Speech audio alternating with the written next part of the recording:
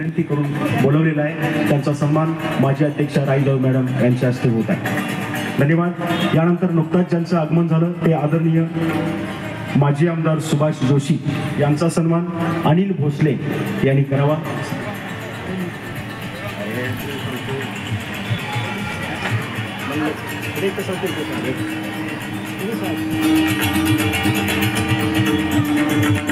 अनिल भोसले यांच्या अमृतहस्ते माजी आमदार सुभाष जोशी सर